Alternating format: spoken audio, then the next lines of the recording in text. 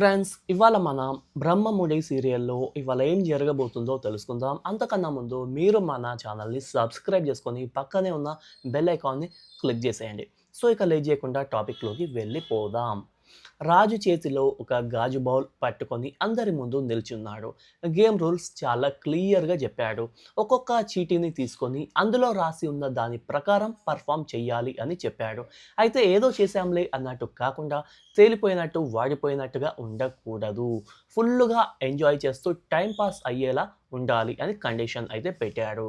అక్కడే ఉన్న రుద్రాని తన బుద్ధి చూపించుకుంది. ఆ చీటీలో ఏముందో మాకు ముందే చూపించు, లేకపోతే ఎలా ప్రిపేర్ అవుతాం అని అడ్డపుల్ల వేసింది. దానికి రాజ్ కౌంటర్ ఇస్తూ, అలా చూపిస్తే అది గేమ్ అవ్వదు మమ్మీ, నీకు షేమ్ అవుతుంది అని సెటైర్ వేశాడు.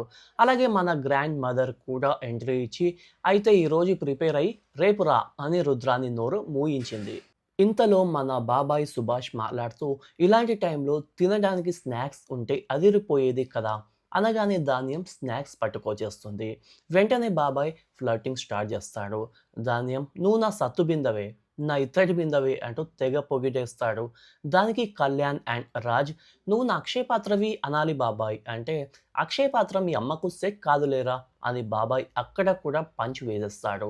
ఫైనల్గా గేమ్ అయితే స్టార్ట్ అయింది. ముందు ఎవరితో మొదలు పెట్టాలి అని రాజ్ అడగగానే అందరూ తాతయ్య పేరు చెప్పారు. తాతయ్య ఒక ఎల్లో కలర్ చీటీ తీశారు. రాజ్ దాన్ని ఓపెన్ చేసి ఒక మంచి పద్యం పాడాలి అని చదివాడు. బాబాయ్ వెటకారంగా, ఓహో అన్నా, తాతయ్య మాత్రం తగ్గేదేలే అన్నట్టుగా నిలిచి ఉన్నారు. ఏమాత్రం తడబడకుండా ఒక పద్యం అయితే గంభీరంగా ఒక పద్యాన్ని రాగయుక్తంగా పాడేశాడు. ఆయన పద్యం పాడుతుంటే రాజు, కావ్య, ఇంట్లో వాళ్ళందరూ చప్పట్లు కొడుతూ ఎంజాయ్ చేశారు. బాబాయ్ అయితే, నాన్న నువ్వు సూపర్ అని మెచ్చుకున్నాడు. ఇక నెక్స్ట్ టర్న్ ఎవరిది అని చూస్తూ బాబాయ్ పిన్నిలను పిలిచారు. ఇద్దరు కలిసి ఒక చీటీ తీయాలి అని చెప్పగానే పిన్ని ఆ బౌల్లో నుంచి ఒక రెడ్ కలర్ చీటీ తీసింది.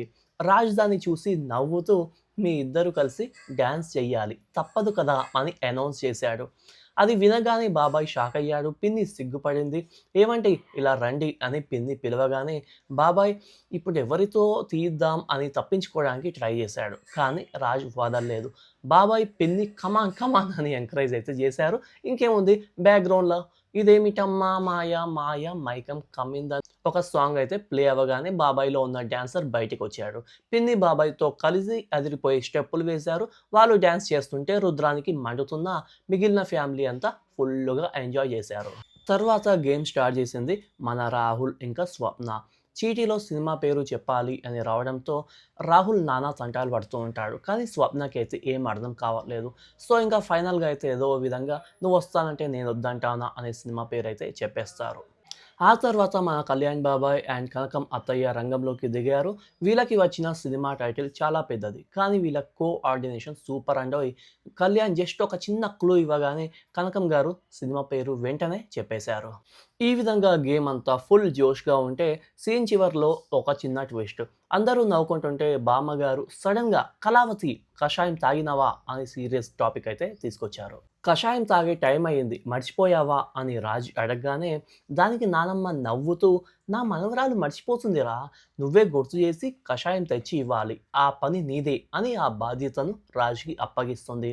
రాజ్, ఓకే నానమ్మ, కళావతి నేను కషాయం తీసుకొస్తాను, నానమ్మ మీరు కంటిన్యూ చెయ్యండి అని లోపలికి వెళ్ళబోతూ వెనక్కి తిరిగి, అయ్యో మీ పర్ఫార్మెన్స్ మిస్ అవుతాను కదా అని బాధపడినట్టు ముఖం పెట్టేస్తాడు.